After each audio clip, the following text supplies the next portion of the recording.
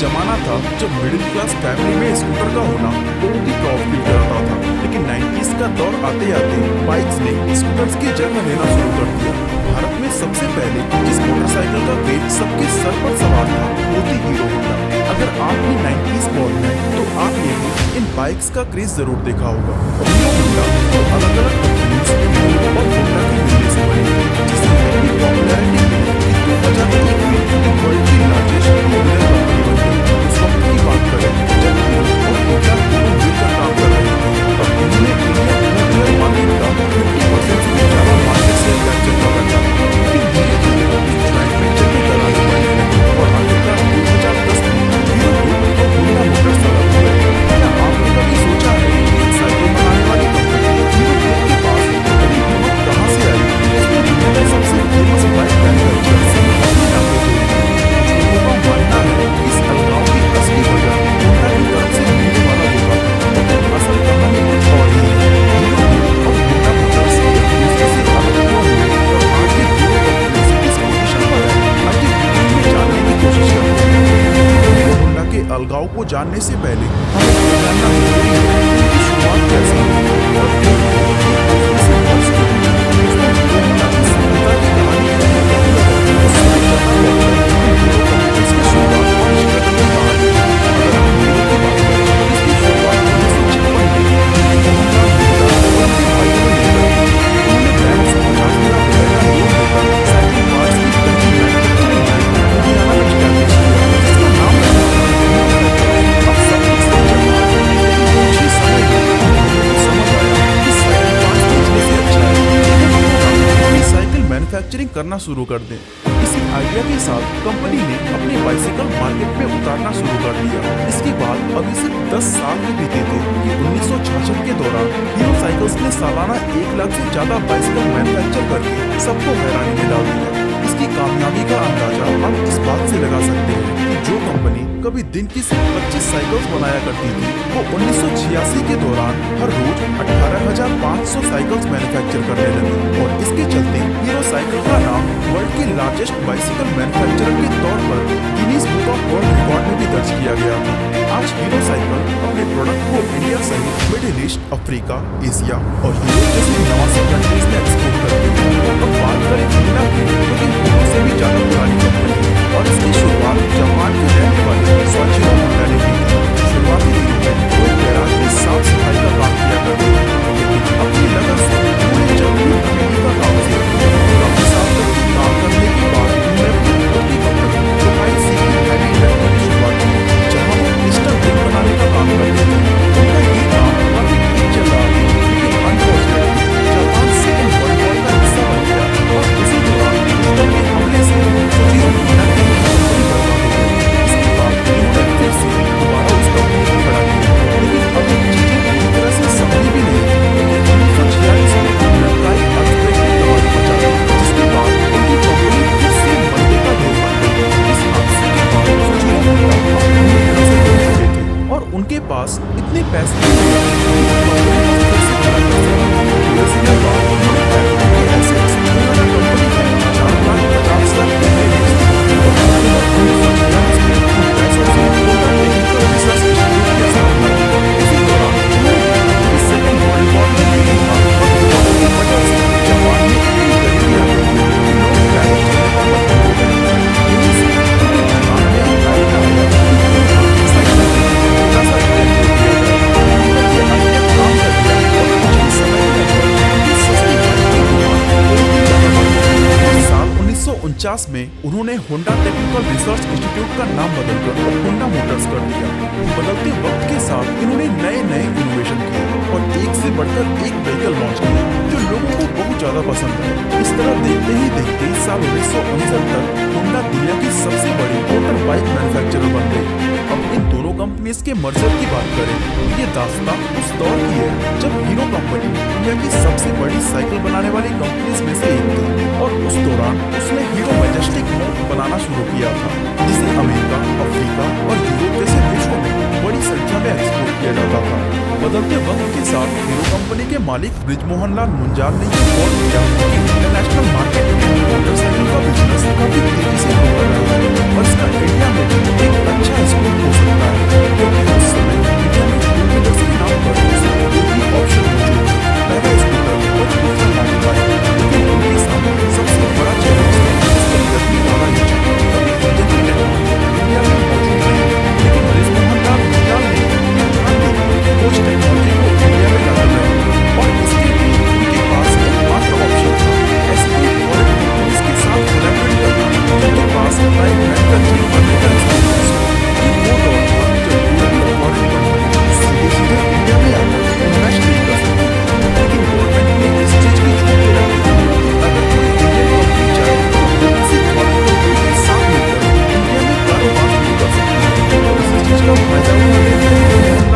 जान लें, Japanese company Honda के पास अपना प्रपोजल भेजा जो उस समय तक दुनिया की सबसे बड़ी मोटरसाइकिल कंपनी बन चुकी थी। होंडा कंपनी ने इस प्रपोजल को एक्सेप्ट किया क्योंकि उसके लिए ऐसी बड़ी और अनटैप्ड मार्केट किसी सोने के अंडे देने वाली प्रोजेक्ट से कम है। इसके बाद होंडा कंपनी बाइक्स की बॉडी तैयार करेगा, होंडा इंजन सप्लाई का काम करेगा। इसके अलावा इन दोनों कंपनीज ने एमओयू साइन किया जिसमें ऐसा लिखा कि दोनों कंपनीज जब तक कभी भी एक दूसरे के अगेंस्ट अपना प्रोडक्ट लॉन्च नहीं करेंगी। इसके पीछे दोनों कंपनीज खुश थी क्योंकि हीरो को इंजन मिल रहा था तो होंडा को इंडियन मार्केट। बस फिर क्या था, बिना किसी देरी के हीरो होंडा का पहला प्लांट हरियाणा में लगा दिया गया और कंपनी ने साल 1985 में अपनी पहली बाइक CD100 को मार्केट में लॉन्च कर दिया। इसके लॉन्च होते ही ये बहुत ही ज्यादा पॉपुलर हो गई और इसकी पॉपुलैरिटी के पीछे 3 मेजर रीजंस थे, जिसमें पहला ये था कि टू व्हीलर के तौर पर मोटरसाइकिल का ये कॉन्सेप्ट लोगों को खूब पसंद आ रहा था। दूसरा रीजन था बाइक का माइलेज, क्योंकि उस समय स्कूटर्स के मुकाबले हीरो होंडा की बाइक्स काफी ज्यादा माइलेज देती थी, जिससे लोगों का फ्यूल कॉस्ट कम हो गया। इवन कंपनी ने इस बाइक को एक टैगलाइन भी दी थी, fill it, set it and forget it, यानी कि पेट्रोल भरिए, टंकी को बंद करिए और गिर जाइए। ये टैगलाइन उस दौर में बहुत ज्यादा पॉपुलर हुई थी। थर्ड रीजन की बात करें तो वो था बाइक का प्राइस। इस मोटरसाइकिल को बहुत ही अफोर्डेबल प्राइस पर लॉन्च किया गया था क्योंकि ये कंपनी मिडिल क्लास फैमिलीज या वर्किंग क्लास को टारगेट करना चाहती थी। इस स्ट्रैटेजी की वजह से बीते वक्त के साथ उनके सेल्स में कई गुना ज्यादा उछाल आता है। पहली बाइक की सक्सेस के बाद हीरो होंडा ने साल 1986 में हीरो होंडा स्लीप लॉन्च की, हीरो होंडा CD100 SS और हीरो होंडा CD100 डिलक्स। लेकिन इस दौरान जापानीज करेंसी का उछाल आ गया, इसलिए स्पेयर पार्ट्स जापान से इम्पोर्ट हो रहे थे, उनके रेट्स धीरे धीरे बढ़ने लगे। ऐसे में हीरो होंडा के लिए किफायती बाइक बनाना दिनों दिन अब मुश्किल होने लगा। साथ ही कई सारे कॉम्पिटिटर्स आ गए जो हीरो होंडा की मार्केट में सीढ़ी लगाना शुरू कर दिया। दोस्तों, हीरो होंडा का मकसद था लोगों को बजट में बाइक देना और कंपनी इस विश्वास को तोड़ना नहीं चाहती।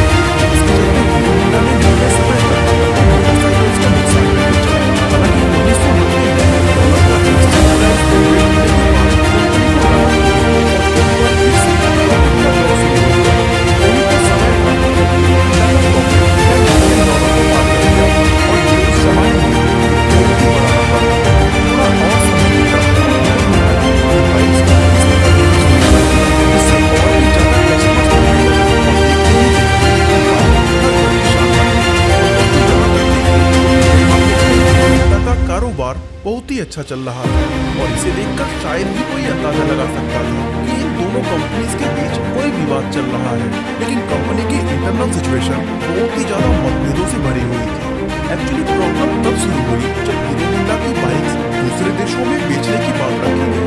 दोस्तों, होंडा मोटर्स पहले से ही काफी पुरानी और दुनिया की जानी मानी कंपनी थी जो रशिया, अमेरिका और इन जैसी कई सारी डेवलप कंट्रीज में अपनी बाइक्स को एक्सपोर्ट कर रही थी। लेकिन जब हीरो होंडा की बाइक्स को उस मार्केट में उतारने की बात की गई तो होंडा मोटर्स इसके बिल्कुल खिलाफ हो गई, क्योंकि उसको डर लगने लगा था कि अगर वहाँ ये बाइक सेल किए गए तो होंडा की मार्केट खराब हो सकती है। ऐसे में होंडा कंपनी चाहती थी कि हीरो होंडा इंडिया के अलावा सिर्फ नेपाल, भूटान और बांग्लादेश जैसे पड़ोसी देशों तक ही लिमिटेड रहे। इस तकनीक का नतीजा ये हुआ कि दोनों कंपनीज के रिलेशंस खराब होने लगे और कई तरह के इंटरनल इश्यूज भी डेवलप हो गए। अब हीरो के साथ प्रॉब्लम थी कि वो सिर्फ बाइक्स की बॉडी बनाता था और वो इंजन के लिए अभी भी होंडा बड़ी डिजाइन करता था। लेकिन इस सब कॉन्फ्लिक्ट की वजह से उसे लगने लगा कि ये कोलैबोरेशन ज्यादा दिनों तक नहीं चल पाएगा और होंडा से अलग होने के बाद भी अगर वो कंपनी को रन करना चाहता है तो उसे इंजन भी उन्हें मैन्युफैक्चर करना होगा। इसके बाद हीरो ने इंडस्ट्री बनाई और इंजन की टेक्नोलॉजी को डेवलप करना शुरू कर दिया। ये चीज होंडा को बिल्कुल भी पसंद नहीं आई और दोनों के बीच कॉन्फ्लिक्ट और भी ज्यादा बढ़ गया।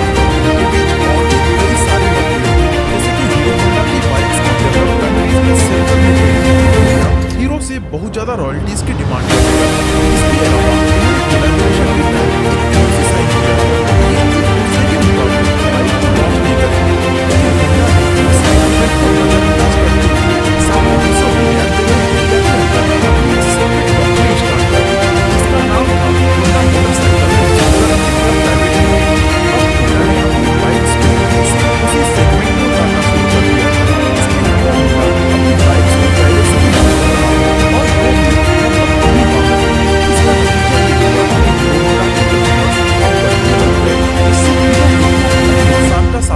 पड़ा। ऐसे में हीरो कंपनी अभी भी हीरो होंडा के प्रॉफिट में अपनी हिस्सेदारी तक ही लिमिटेड था, लेकिन होंडा कंपनी के दोनों हाथ में लड्डू थे, जो एक तो हीरो होंडा से मिल रहा था और दूसरा अपनी सेपरेट कंपनी होंडा से। इस तरह ये सारे रीजंस हीरो कंपनी को होंडा से सेपरेट होने के लिए काफी थे। नतीजा साल 2010 आते आते दोनों कंपनीज एक दूसरे से अलग हो गई। हीरो होंडा में दोनों कंपनीज के 26% के शेयर थे, जिसके बाद होंडा ने अपने हिस्से के सारे शेयर्स हीरो कंपनी को 1.2 अरब डॉलर में बेच दिए। इसके बाद हीरो ने अपनी कंपनी का नाम बदलकर हीरो मोटोकॉर्प कर दिया और अपने सारे ऑपरेशंस खुद ही हैंडल करने लगा। इस सेपरेशन का दोनों कंपनीज पर कितना बड़ा इम्पैक्ट पड़ा, उन्हें कौन से चैलेंजेस का सामना करना पड़ा और आज ये दोनों कंपनीज किस पोजीशन पर है, आज ये जानने की कोशिश करते हैं। दोस्तों, हीरो होंडा के सेपरेशन के लिए दोनों कंपनीज के बीच एक एग्रीमेंट हुआ था कि साल 2014 में अपने इंजन का टेक्निकल सपोर्ट हीरो को देता रहेगा। साथ ही 4 सालों में हीरो मोटोकॉर्प को ये परमिशन मिलेगी कि हीरो होंडा के नाम से अपनी बाइक्स पूरे मार्केट में उतारता रहे। इस बदले इसे होंडा को रॉयल्टी बोनस देना होगा। अब क्योंकि हीरो मोटोकॉर्प अपने आप में बड़ा नाम था, इसलिए होंडा का नाम यूज करना उसने जरूरी नहीं समझा। अलग होने के बाद हीरो मोटोकॉर्प के सामने कई सारी चुनौतियां आकर खड़ी होती हैं, क्योंकि उनके पास ना तो अपना R&D सेंटर था, ना ही मैन्युफैक्चरिंग प्लांट था और ना ही होंडा की एडवांस टेक्नोलॉजी। इसलिए इन सारे चैलेंजेस से फाइट करते हुए साल 2014 में राजस्थान के नीमराला में अपनी पहली प्रोडक्शन यूनिट की इनॉग्रेशन 2016 में पंजाब साहब ने जयपुर में R&D सेंटर के दौरान इसके अलावा सर्विस नेटवर्क और सप्लाई चेन को बढ़ाने के लिए इसमें हर तरह का डेवलपमेंट हमने हीरो मोटोकॉर्प अपनी सारी कंपनी एक बार फिर से मार्केट में छा जाने के लिए तैयार था।